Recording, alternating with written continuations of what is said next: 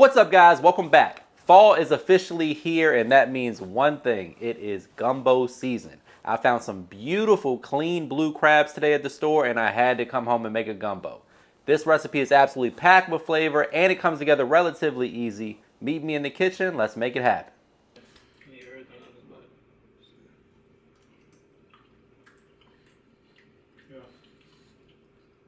Yeah. All right, guys, first things first, let's take a look at these ingredients. And today we're throwing a little bit of everything in here. We have Andoy Sausage, very common in Cajun and Creole recipes. We have some shrimp. I have some chicken thighs. We got these beautiful blue crabs, fresh out of the Chesapeake Bay. We've got garlic, rosemary, thyme, the Cajun Trinity, a little okra, our roux ingredients, which are comprised of obviously flour and oil, a little chicken broth. We're gonna plate this up with some rice. So, as with most Cajun or Creole recipes, the party gets started with the Cajun Trinity, which is comprised of bell pepper, celery, and onion. I like to use red and green for the color contrast, but it's totally up to you. Whatever you got in the fridge or whatever's on sale at the store gets the job done just fine.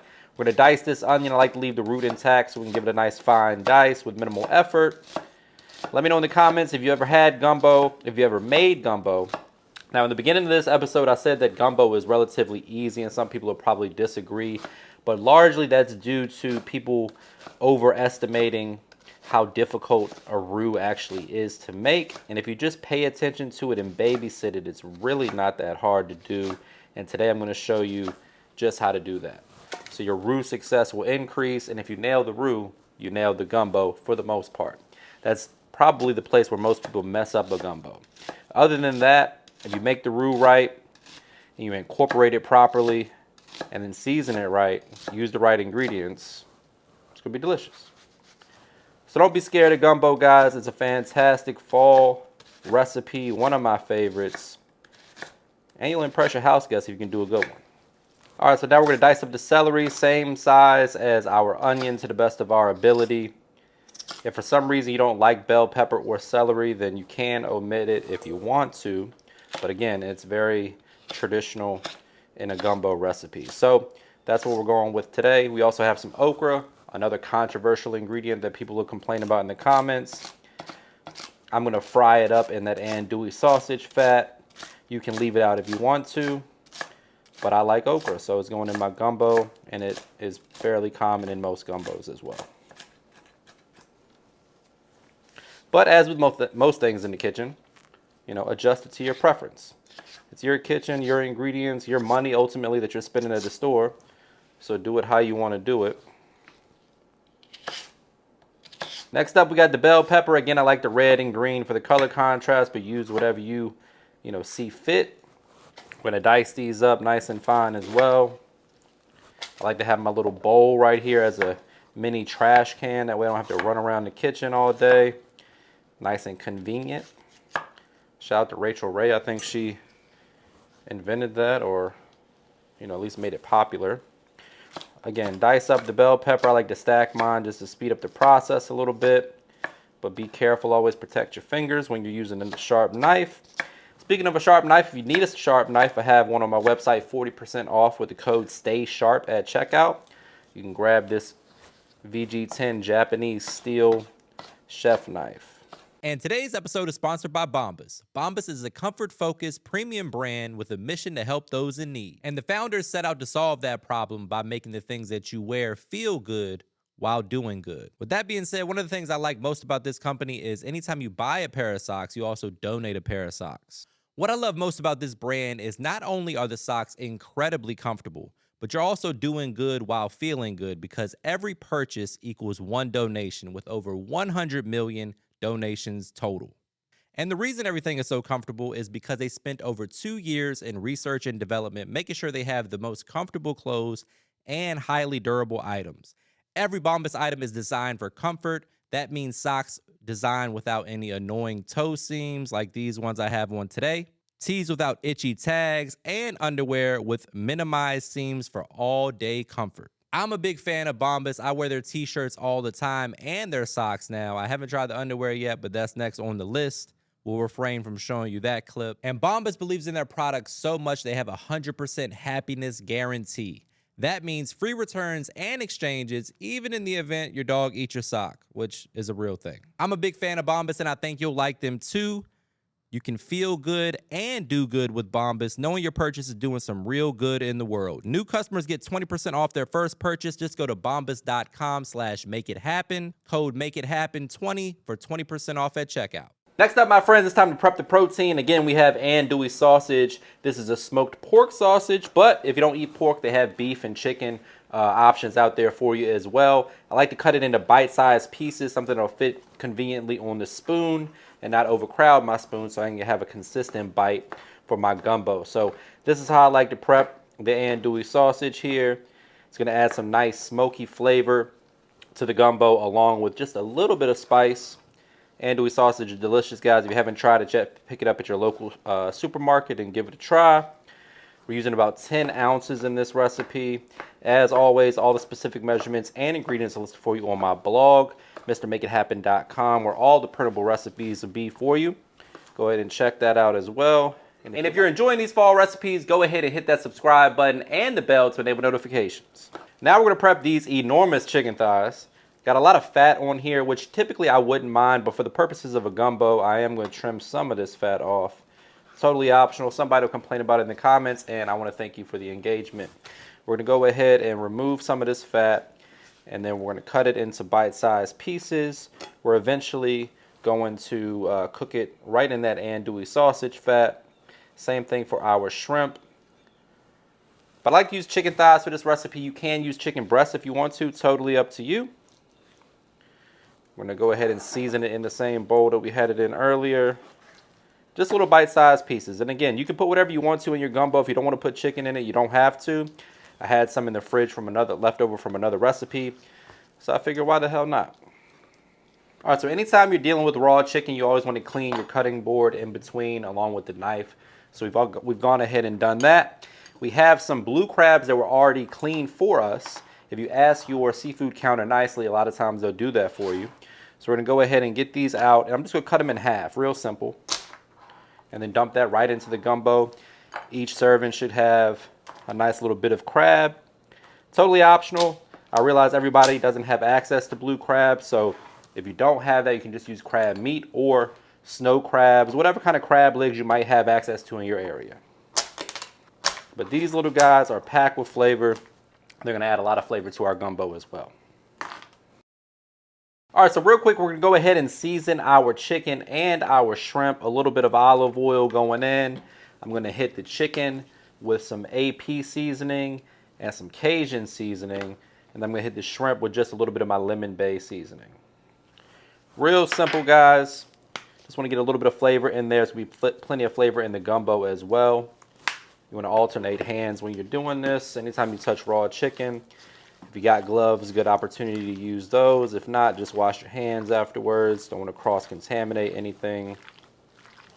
Now, my friends, we're going to go ahead and cook the Andoy sausage. Now, I know you might be wondering why I'm doing it in a separate skillet, and it's not because I'm trying to show off the fact that my new skillet is back in stock finally, but it is, MrMakeItHappen.com for that.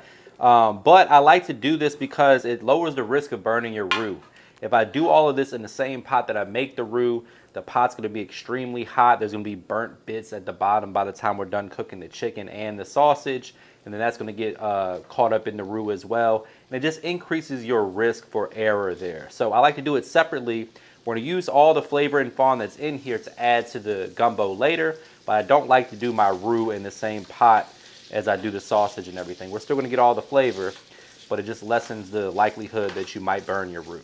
All right, so once the sausage is cooked and browned up nicely, we're going in with those chicken thighs that we cut up and seasoned. And then finally, once the chicken's done, we're going to fry up that okra and get that prepared as well to go into the gumbo. Let me know in the comments if you like okra, if you prefer okra in your gumbo or not. You can use whatever protein you want for this, guys. You want to make it all seafood or pescatarian, you can do that. If you want to do chicken and sausage, that's a good option as well. Can't go wrong. Then we're going to fry the okra right in all that flavor. You can use frozen or fresh, whatever you can get your hands on. And then I'm going to deglaze this, and that's going right into the gumbo a little bit later. Now, my friends, it's time to start on the roux. We're going in with 1 cup of vegetable or avocado oil, something like that, and then 1 cup of all-purpose flour. Break out the whisk and give that a mix to combine. Make sure that it's nice and smooth. And then gradually increase the heat a little bit. And then you want to turn this from a blonde roux all the way to a chocolate, maybe even dark chocolate roux. The darker you get it, the more props you're going to get on the internet from the folks from New Orleans. But just do what feels right for you. You want to get it to at least a milk chocolate color though. All right, guys, so the key to making this type of roux here is to manage your flame or your heat. The lower the heat, the slower the process is going to be. And if you're new to making a roux, you want to slow play it as much as possible, kind of babysit it a bit. And you want to alternate between your rubber spatula and whisk. So we're trying to get this to like a dark chocolate roux. Right now we're approaching about a peanut butter color. It's going to work in stages. You go peanut butter, caramel, milk chocolate, and then we'll end up on a dark chocolate-ish color. And at which point, once we reach that, we're going to add the Cajun Trinity. You're going to be very careful not to burn yourself with this because it sticks to you like lava, and you don't want to burn yourself with this roux. So if you got a longer whisk, that may be a good option here, but you want to stand over it, kind of babysit it a bit, and just keep it moving. That way it doesn't burn. It's not really difficult, but it takes a little patience. All right, guys, so right now we're in between a milk chocolate and a dark chocolate. I'm going to turn the heat down just a little bit. One little pro tip, if you start to see excess smoke or steam coming off the pot, that's a good indicator that you're getting close to maybe burning your roux, so you want to turn the heat down a little bit. Another thing to keep in mind is once you add the Trinity to this roux, the liquid or moisture is going to expel from it rapidly, and that's also going to make the roux a little bit darker. So right now we're not quite at I wouldn't call this a dark chocolate color, but once the veggies hit it, it's going to turn dark chocolate, and you'll see that in just a second. Next up, guys, we're going in with about 4 to 6 cups of chicken broth. We're going to work that in gradually, allow that roux to kind of incorporate, bring it up to a boil, let that roux cook out a bit. Basically, you don't want it to taste like raw flour, right? Which it shouldn't, because that's part of, getting it to that color. But just slowly mix in that chicken broth and keep scraping the bottom so nothing sticks and burns. I like about 6 cups, but you can kind of doctor it up depending on how thick you want your gumbo to be. The less liquid you add to it, obviously the thicker it's going to be, the richer it's going to taste. So anywhere between 4, 5, or 6 cups is kind of the sweet spot. Also depending on how many servings you're trying to get out of it. All right, so once it comes up to a boil, we're going to go ahead and add in a couple tablespoons of garlic. Then we're going to begin to season. We're going in with some Cajun seasoning, a little bit of my all-purpose seasoning, or just salt and pepper if you want to, a little garlic, onion powder, things like that. We're also going to add a little oregano and then some fresh thyme. Let that come up to a boil for about 2 or 3 minutes, then we'll reduce it down to a simmer, and then we'll taste it and adjust and start to add in our proteins. All right, guys, I'm gonna add a pinch of chicken bouillon powder. That's gonna amplify the flavor quite a bit. The chicken broth that we used was low sodium, so that's gonna help that out a little bit. Teaspoon or so of Louisiana hot sauce. Same thing with the worst word in the world sauce. Give that a mix to combine. Now we're going to reduce the heat and add in the chicken and the sausage. We'll add the seafood during the last 10 to 15 minutes of cook time because that doesn't take long to cook at all, and we don't want to overcook our seafood.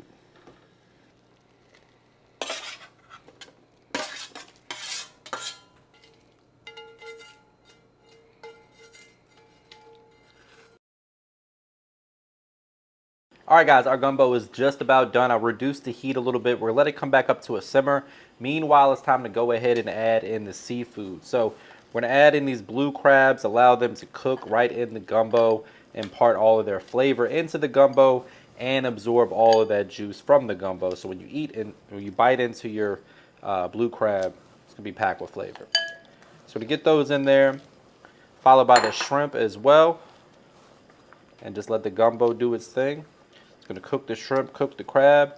In about 15 minutes or so, we're going to be ready to plate this up.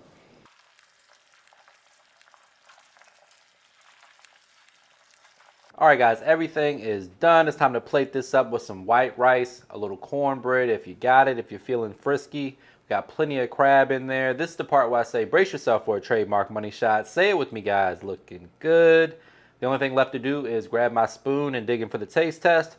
But before we do that, please take a quick second to subscribe to the channel. Make sure you hit that bell to enable notifications as well. All right, guys. Spoon, gumbo, rice, beautiful dark roux. We got chicken, we got shrimp, we got crab, we got Andoy sausage, we got okra. Let's see what I'm trying to find the right bite here. Gotta get some rice for sure. Let's see. I'm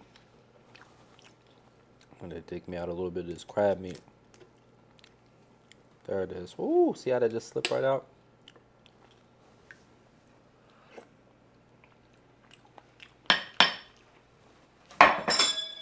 And if you're enjoying these fall recipes, go ahead and hit that like, comment. Jesus Christ, Matt. And if you're enjoying these fall recipes, go ahead and hit that subscribe button. And I'm just going to cut myself with this knife. I thought he was going to say Andoy Sausage. And if you're liking these fall recipes, go ahead and hit that. I can't get it out. I can't get it out. Oh.